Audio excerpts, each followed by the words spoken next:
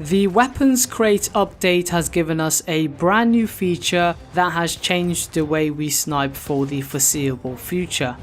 The depth of field effect and the rainbow flare effect. I've already discussed all the changes in detail in a previous video, so I'll leave a link down below if you want to catch up on all the new sniper changes. In this video I'll be discussing the depth of field effect and whether you should keep it off or turn it on.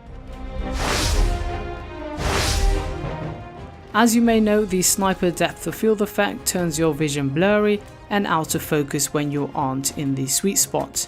The only way to avoid it is by holding down your breath, which temporarily clears your vision for a few seconds only, or you can completely turn it off. At the moment, the default settings turns it off automatically because of its late introduction to Battlefield 1. Such a brand new feature so late into Battlefield 1's lifecycle would only confuse existing players that aren't aware of such a feature. So should you be using the depth of field effect to improve your sniping? I personally tried both options and I would say it's a combination of multiple factors that determine whether you need to turn it on or off. There is no doubt that it assists your sniping and helps you out. So an already accurate player with depth of field turned on will only be more effective because it essentially filters out wasted shots. What normally would be a 2-hit kill can easily be turned into a 1-hit kill because you're being told when it's the most effective time to shoot. It works wonders on running opponents, whether they are running away or towards you, it doesn't really matter. All you need to do is wait without holding your breath until your scope clears up.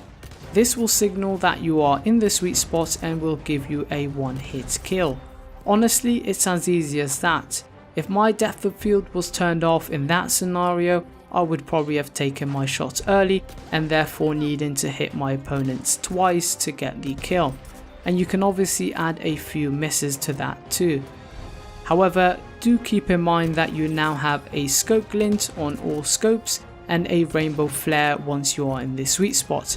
But hopefully by the time your opponents notice, it's too late. The depth of field also requires you to move your player forwards or backwards depending on each individual situation, always putting you in a more advantageous position. So if you're looking to improve your positioning and master the distance of a certain sweet spot, then you should definitely turn it on. Once you're comfortable in measuring distances and have a greater idea of where this sweet spot is, then you can turn it off. It's a great way to improve as a sniper, especially if you aren't as accurate and can't always get those headshots.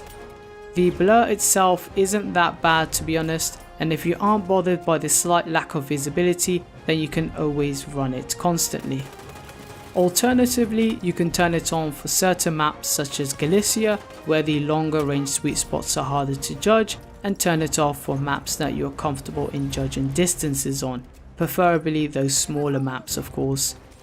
So that's all the advice I've got on the depth of field effect so far. It's still a new feature and will probably be improved upon leading up to Battlefield 2018. I do hope it stays as an option though that can be turned on and off rather than being a permanent feature in the next Battlefield title.